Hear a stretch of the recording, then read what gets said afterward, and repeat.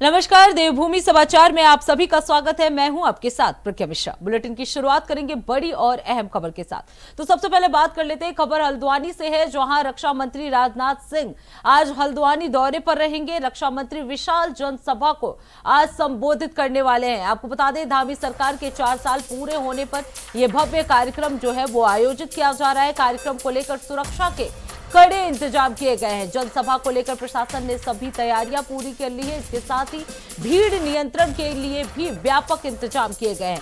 तो केंद्रीय रक्षा मंत्री राजनाथ सिंह आज नैनीताल जिले के दौरे पर रहेंगे और हल्द्वानी में एक विशाल जनसभा को संबोधित करने वाले हैं। ये कार्यक्रम धामी सरकार के 4 साल पूरे होने के मौके पर आयोजित किया जा रहा है। हालांकि रक्षा मंत्री का सैनिक स्कूल घोड़ाखाल जाने का भी कार्यक्रम रद्द कर दिया गया है। कार्यक्रम के अनुसार राजनाथ सिंह सुबह 11:10 पर दिल्ली के पालम एयरपोर्ट से रवाना हो चुके हैं और आपको बता दें 12:10 पर वो पंतनगर एयरपोर्ट पहुंचेंगे। यहां से वो 12:20 पर हेलीकॉप्टर से हल्द्वानी के लिए उड़ान भरेंगे। वहीं 12:55 पर कार से एमबी इंटर कॉलेज के मैदान में पहुंचेंगे, जहां आज वो जनसभा को संबोधित करेंगे। तो ये बड़ी जानकारी, बड़ी अपडेट आपको हम बता दें, आज हल्द्वानी में भव्य जनसभा जो है वो आयोजित होने वाला है। इसमें मुख्य अतिथि के रूप में रक्षा मंत्री राजनाथ सिंह जो है वो पहुंचने वाले हैं।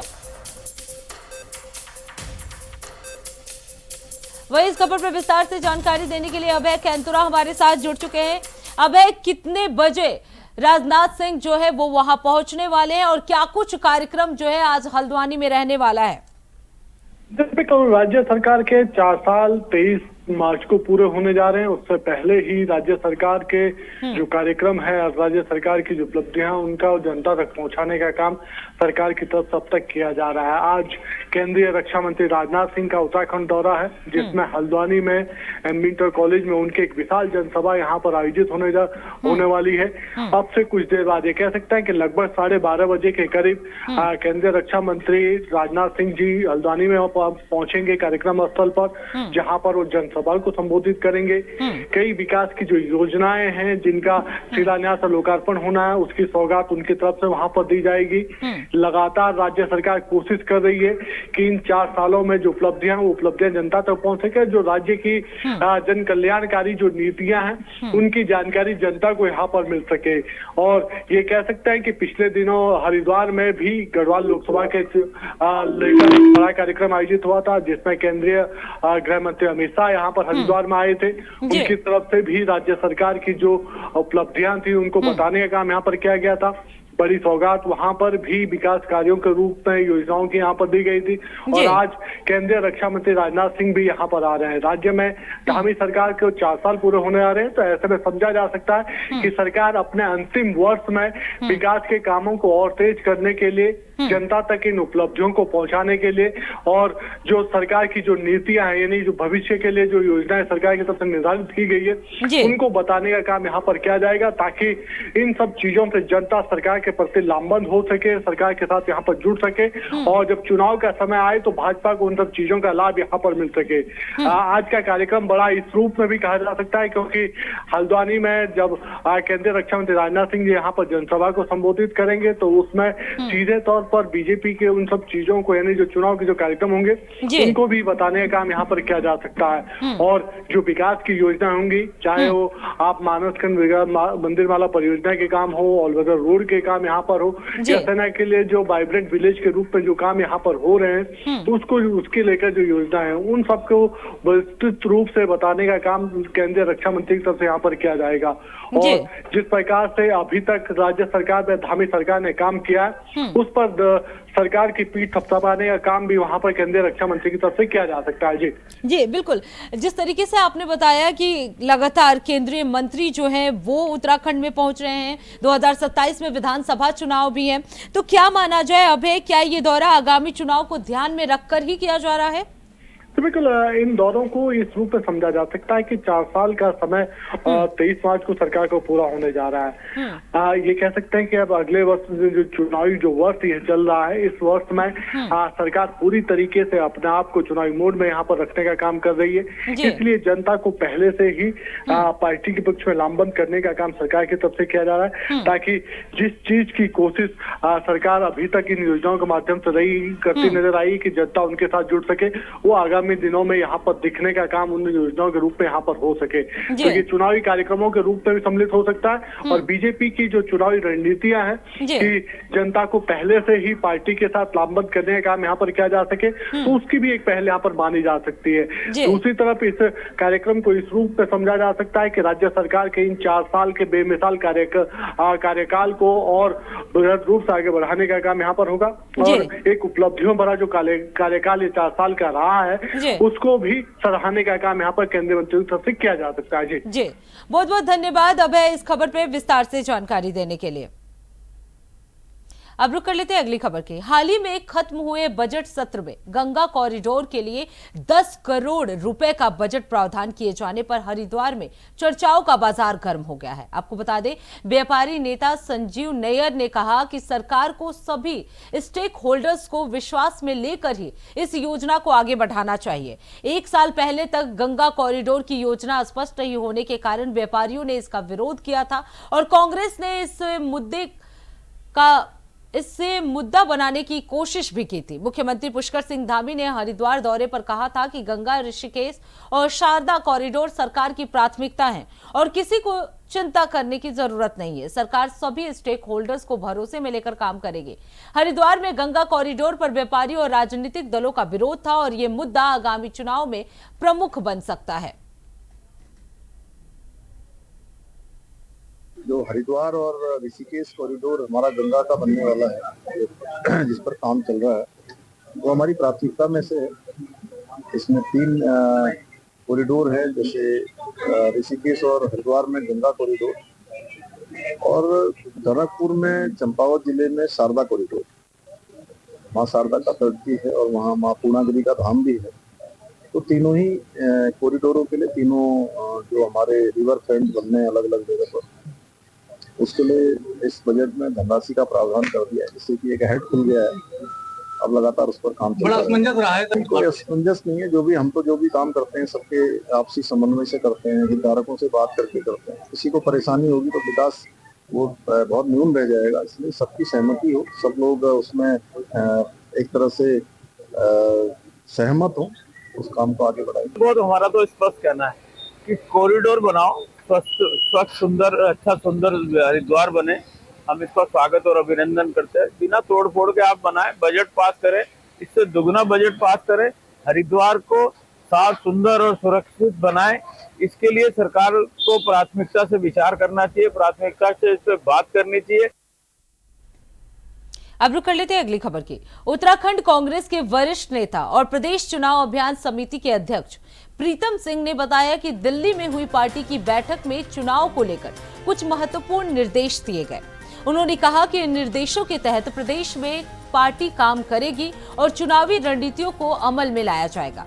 प्रीतम सिंह ने यह भी बताया कि प्रदेश ने राज्य में चल रही संगठनात्मक गतिविधियों की जानकारी ली है और पार्टी के कार्यकर्ताओं को आगे बढ़ाने के निर्देश दिए हैं। उन्होंने ये भी स्पष्ट किया कि देश के विभिन्न राज्यों में चुनाव होने के कारण कांग्रेस पार्टी चुनावी मोड में है और पार्टी के वरिष्ठ नेताओं को विभिन्न जिम्मेदारियां सौंपी गई हैं। कांग्रेस प्रदेश मजबूत स्थिति में बनाने के लिए पूरी तैयारी कर रही है।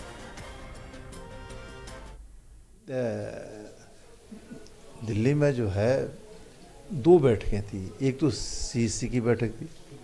सीईसी की बैठक में मैं सदस्य हूँ उसका। तो हमने केरला में और आसाम में और पांडुचेरी है, उसके जो टिकट थे उसको वितरण का काम हुआ। और उसके बाद साथ ही साथ हमारी प्रदेश प्रभारी ने कांग्रेस के तमाम साथियों को वहाँ पर बुलाया था और इस पर ये चर्चा हुई कि भाई 2027 की चुनौती हमारे सामने है, इस पर हम कैसे पार पाने का काम करें। उसके लिए सभी साथियों को जो है ये दिशा निर्देश हैं कि प्रदेश के अंदर आप जो है हर विधानसभा के अंदर जाने का काम करे, वहाँ कार्यकर्ताओं से संवाद स्थापित करे और कांग्रेस को मदद करने की बात करे। ये बात वहाँ पर उठी है और जो रोड मैप बनाना है उसको बनाने का भी काम हम शीघ्र करेंगे। तो फिलहाल रुकते एक छोटे से ब्रेक के लिए। ब्रेक के बाद जल्द लौटेंगे। देखते रहिए इंडिया वॉइस। तो ब्रेक के बाद एक बार फिर आप सभी का स्वागत है। रुक कर लेते हैं खबरों की ओर।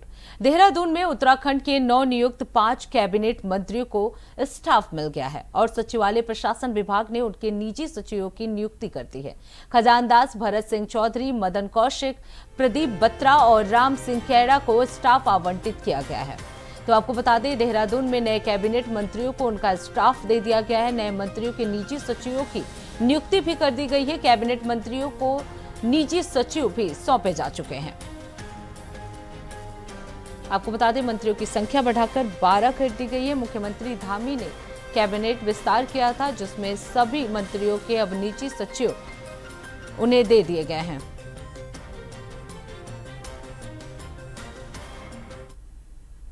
अब रुक कर लेते अगली खबर की। सितारगंज शहर और इसके आसपास के क्षेत्रों में मुस्लिम समाज ने ईद उल फितर के अवसर पर बड़े धूमधाम से ईद की नमाज अदा की। इस्लामिक कैलेंडर के अनुसार रमजान महीने के आखिरी दिन चांद का दीदार किया जाता है और अगले दिन शव्वाल की पहली तारीख को ईद की नमाज ईदगाह में अदा की जाती है। सितारगंज के मुस्लिम इलाकों में भी ईद की नमाज बड़ी श्रद्धा और उल्लास के साथ अदा की गई। नमाज के बाद मुस्लिम समुदाय के लोगों ने एक दूसरे को गले लगाकर ईद की मुबारकबाद दी और देश में अमन चैन की दुआ मांगी। इस मौके पर खुशी का माहौल छाया हुआ था और हर ओर मुस्लिम समाज के लोग एक दूसरे को बधाई देते हुए नजर आए। ये दिन उनके लिए एकता और भाईचारे का प्रतीक बनकर उभरा।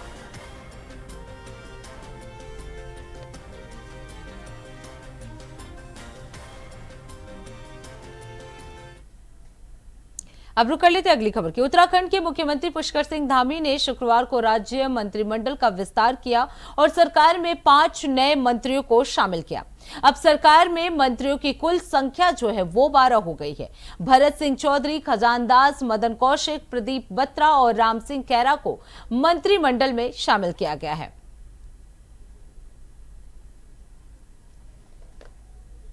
उत्तराखंड के मुख्यमंत्री पुष्कर सिंह धामी ने शुक्रवार को राज्य मंत्रिमंडल का विस्तार किया और सरकार में 5 नए मंत्रियों को शामिल किया। अब सरकार में मंत्रियों की कुल संख्या 12 हो गई है। आज जिन विधायकों को मंत्री पद की शपथ दिलाई गई, उनमें भरत सिंह चौधरी, खजानदास, मदन कौशिक, प्रदीप बत्रा और राम सिंह कैरा के नाम शामिल हैं। बता दें कि मदन कौशिक बीजेपी की राष्ट्रीय कार्यकारिणी के सदस्य हैं और उत्तराखंड भाजपा के पूर्व अध्यक्ष भी रह चुके हैं।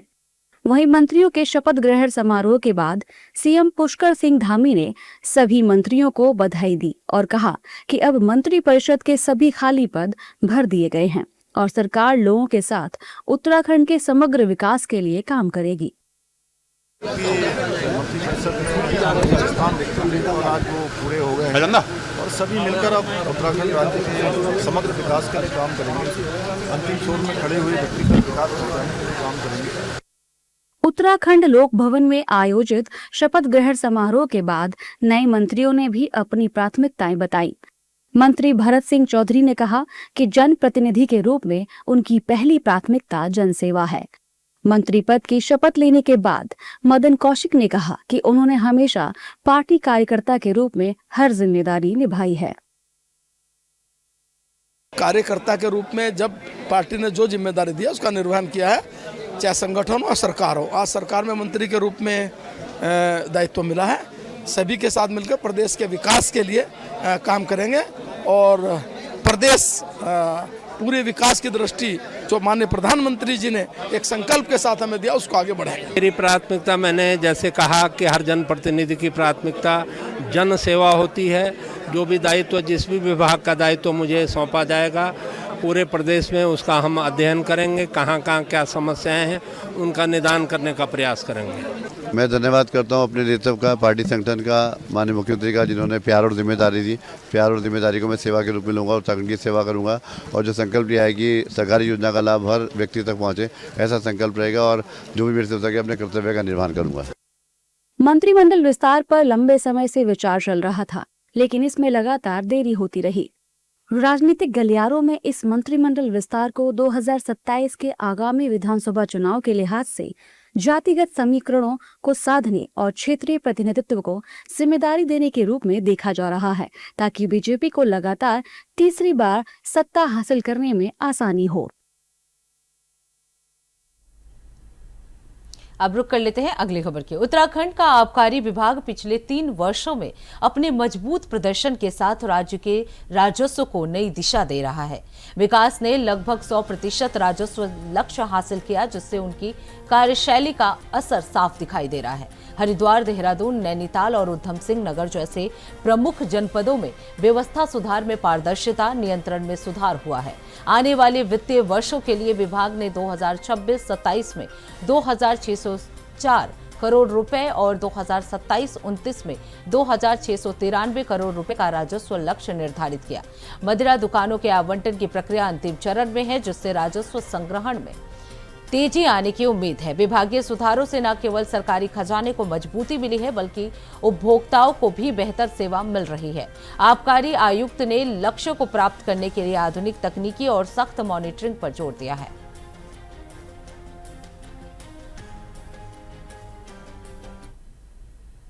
अब रुक कर लेते हैं अगली खबर की। हरिद्वार के बहादराबाद ब्लॉक के ग्राम अजीतपुर स्थित राजकीय प्राथमिक विद्यालय में बच्चों द्वारा लकड़ियां ढोते हुए एक वीडियो सोशल मीडिया पर वायरल हो गया है, जिससे शिक्षा विभाग में हड़कंप मच गया है। जिला अधिकारी मयूर दीक्षित ने मामले का संज्ञान लेते हुए तत्काल जांच के आदेश दिए हैं। जिला शिक्षा अधिकारी अमित कुमार चंद ने जांच में पाया कि बच्चों ने मध्याह्न भोजन योजना के लिए लकड़ियां ढुलाई कराई गई, जो बाल श्रम अधिनियम और बाल शिक्षा अधिकार अधिनियम के खिलाफ है। इसके बाद प्रधानाध्यापिका सरस्वती चौहान को निलंबित कर दिया गया। उन शिक्षा अधिकारी बहादराबाद को 1 सप्ताह में विस्तृत जांच रिपोर्ट देने के निर्देश दिए गए हैं। ये कृत्य बाल सुरक्षा, शैक्षिक मानकों और सरकारी सेवक आचरण नियमावली का उल्लंघन था, जिससे छात्र हित और बाल संरक्षण पर गंभीर असर पड़ा है।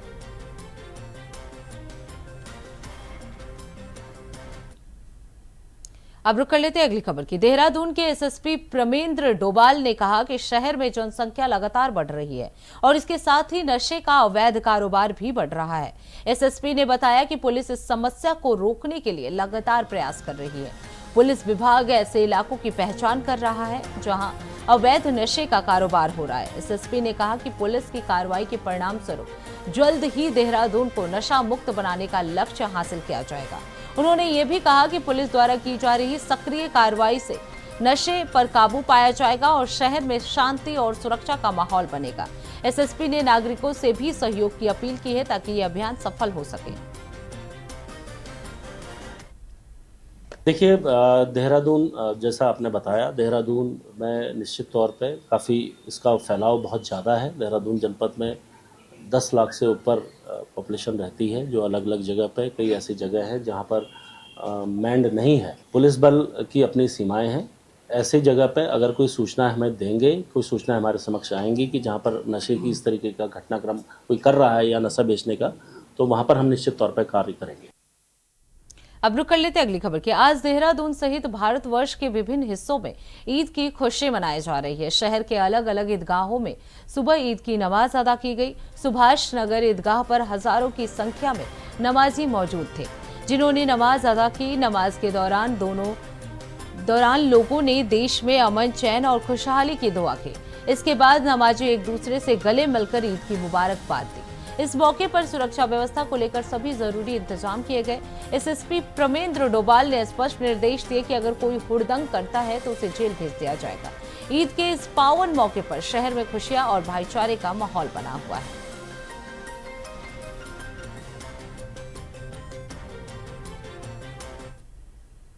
अब रुक कर लेते हैं अगली खबर की। मसूरी में हाथी पांव पैदल मार्ग के निकट एक वाहन खाई में गिर गया, जिसके बाद एसडीआरएफ की टीम को तत्काल घटनास्थल पर भेजा गया। टीम ने त्वरित कार्रवाई करते हुए रेस्क्यू ऑपरेशन चलाया है, जिसमें खाई में गिरे युवक और युवती को सुरक्षित बाहर निकाला गया। दोनों को हल्की चोटें आई हैं और प्राथमिक उपचार के बाद अस्पताल भेज दिया गया है। रेस्क्यू के दौरान एक अन्य युवक की मौजूदगी की जानकारी मिली, जो वाहन और चट्टान के बीच फंसा था। स्थिति को गंभीर देखते हुए जिला प्रशासन ने क्रेन की व्यवस्था था कि एसडीआरएफ टीम घटनास्थल पर बनी हुई है और रेस्क्यू कार्य लगातार जारी है।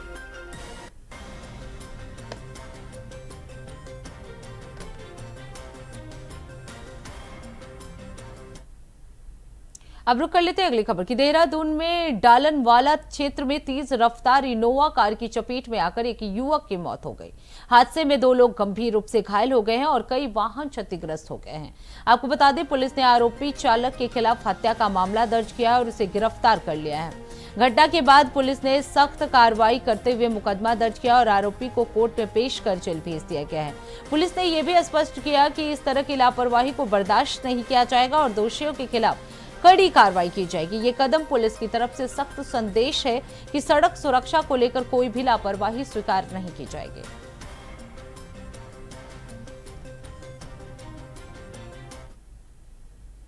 तो इसी के साथ देवभूमि समाचार में बस इतना ही। देश दुनिया की तमाम बड़ी खबरों के लिए देखते रहिए इंडिया वॉइस। तब तक के लिए नमस्कार।